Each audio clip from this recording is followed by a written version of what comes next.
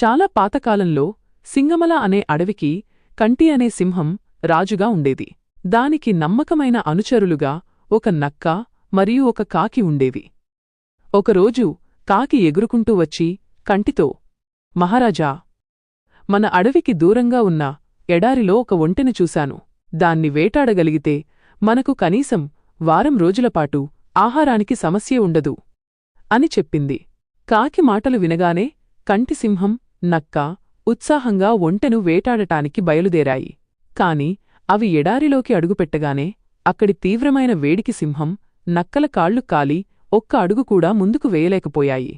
పరిస్థితి అర్థం చేసుకున్న కాకి త్వరగా ఒంటె దగ్గరకు వెళ్లి, మిత్రమా, దయచేసి మా రాజు సింహాన్ని, మంత్రి నక్కని అడవిలో మా స్థావరం దగ్గర దించగలవా అని బతిమాలింది. దానికి ఒప్పుకున్న మంచి మనసున్న ఒంటె సింహాన్ని, నక్కని తన వీపుపై ఎక్కించుకుని సురక్షితంగా వాళ్ల స్థావరానికి చేర్చింది.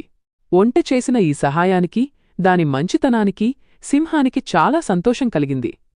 మిత్రమా, నువ్వు కూడా మాతోపాటు ఇక్కడే ఉండు అని ఒంటెతో ప్రేమగా అంది. అయితే సింహం ఉన్నపళంగా తీసుకున్న ఈ నిర్ణయం నక్కకి, కాకికి ఏమాత్రం నచ్చలేదు. ఎందుకంటే ఒంటెను చంపి తినాలనేది వాటి మొదటి ఆలోచన. దాంతో అవి రెండూ ఒక ఉపాయం పన్నాయి. మహారాజా, కాళ్ళు కాలడం వల్ల మీరు ఇప్పట్లో వేటాడలేరు. మీరు ఆకలితో ఉండటం మాకు చూడలేము. కాబట్టి దయచేసి మమ్మల్ని ఆహారంగా స్వీకరించండి అంటూ కాకి, నక్క నటన మొదలుపెట్టాయి. ఈ నాటకమంతా గమనిస్తున్న ఒంటె సింహంతో, రాజా, వాళ్లని వదిలే. నన్ను చంపితే మీ ముగ్గురికి వారం రోజులపాటు ఆహారమవుతాను అంటూ దయతో ముందుకొచ్చింది. ఈ మాట వినగానే నక్క, కాకి ఈ మాటకోసమే ఇంత నాటకమాడాయని సింహానికి అర్థమైపోయింది. వాటి స్వార్థం తెలిసి కోపంతో సింహం, సరే, అయితే ఒక్కొక్కరూ వరసగా రండి.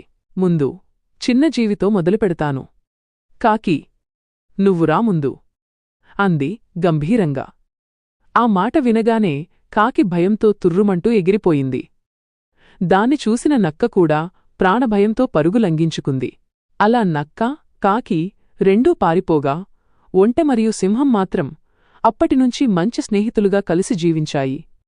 నీతి: ఇతరులను మోసం చేయాలని చూసే స్వార్థపరులు చివరికి శిక్ష అనుభవిస్తారు. నిజమైన స్నేహం ఎప్పుడూ నమ్మకాన్ని, దయను గెలిపిస్తుంది.